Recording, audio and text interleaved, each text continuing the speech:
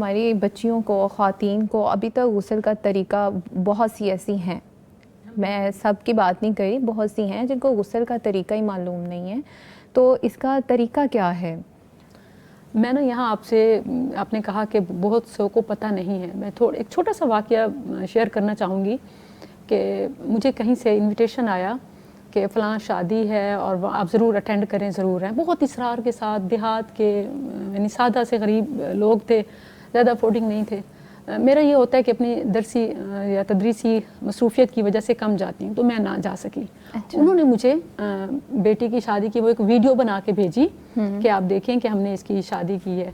اور 2 ویڈیوز تھیں بیسیکلی. ایک میں انہوں نے دکھایا کہ وہ کمرے میں پاؤں رکھنے کی جگہ نہیں تھی، مطلب اتنا جہیز، اتنا سب کچھ دیا، اور وہ افورڈنگ بھی نہیں تھے. اس کے باوجود انہوں نے وہ ٹرنک، وہ پیٹی، وہ برتن، وہ بیڈ، وہ ہر ایک چیز جو وہ کر سکتے تھے، حتیٰ کہ وہ کمرے میں بندوں کی جگہ نہیں تھی کہ کوئی آئے اور بیٹھ سکے. سارا سامان سے جنرل سٹور بنا ہوا ہے، اس طرح کا کمرہ ہے. لیکن اس کے اپوزٹ ادر سائڈ آپ دیکھیں کہ صبح سردی کا موسم تھا، سردی تھی. بچی سے کہا گیا کہ تمہیں غسل تم پہ واجب ہے تو کرو. اس نے کہ سردی ہے میں نہیں کرتی، بس ایسے ہی ولیمے کا میک اپ کر دیں. اللہ اکبر، یعنی اسے اویئرنیس نہیں. مطلب آپ دیکھیں کہ یہ چیز آپ نکاح کر رہے ہیں، بچی کو یہ بیسک چیز تو بتائیں کہ غسل جنابت ہے، اس کا کیا طریقہ ہے. اور ایک اور اہم چیز یاد رکھیں کہ شریعت اتنی آسان ہے، زندہ ہے یا فوت شدہ میت، مرد ہے یا عورت، حیض ہے یا جنابت، سب کا غسل، شرعی غسل جو ہے غسل طہارت ایک ہی ہے. اچھا، اتنے سارے مسائل کا اگر جواب ایک ہو تو کیا ہمیں وہ نہیں پڑھنا اور سمجھنا چاہیے؟ بالکل. مطلب کوئی ڈفرینٹ نہیں ہے کہ اس کے لیے وہ یا مرد کے لیے. آپ کا سوال تھا کہ وہ مطلب طریقہ کیا ہو.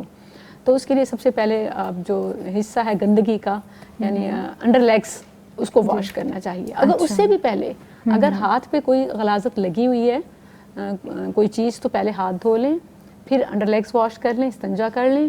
اس کے بعد وضو کرنا ہے جس طرح نماز کے لیے کیا جاتا ہے، سوائے اس کے کہ پورے وضو کے بجائے آپ مسح تک جب آ جائیں تو مسح سے نہانا شروع کر دیں کہ سر پہ پانی ڈالیں، اور اس کے لیے دائیں سائڈ سے ابتدا کریں.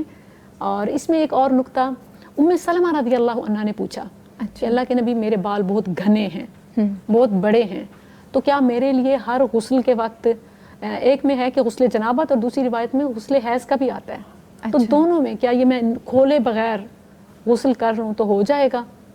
تو یہ جو بڑے بالوں والیاں ہیں ان کا بھی مسئلہ حل ہو گیا کہ اگر خواہ غسل حیض ہو یا غسل جنابت، اگر وہ ضرورت محسوس نہیں کرتی کہ ہم ابھی 2 دن پہلے نہائے تھے اور یا 1 دن پہلے بال صاف ہی ہیں، چٹیاں باندھی ہوئی ہے یا کلیئر ہیں، تو وہ اس بات کا خیال رکھیں کہ جلد گیلی ہو جائے، جڑیں گیلی ہو جائیں. 3 بار پانی ڈال کے اچھی طرح مل لیں کہ کوئی اتنی سی جگہ بھی خشک نہ رہے، تو بال کھولے بغیر، نیچے والا حصہ گیلا کیے بغیر بھی غسل ٹھیک ہے. کیونکہ اصل چیز جڑ کا گیلا ہونا ہے. جی ٹھیک ہے. تو پہلے استنجا کرنا ہے، پھر وضو کرنا ہے مسح تک. جب مسح کا ٹائم آئے گا پھر سر پہ پانی ڈالیں 3 بار، اچھی طرح جڑوں میں خلال کریں، ملیں، پھر اس کے بعد پورے جسم پہ پانی بہا لیں، دائیں سائڈ کو پہلے اور پھر بائیں کو، اور آخر میں پاؤں دھو لیں.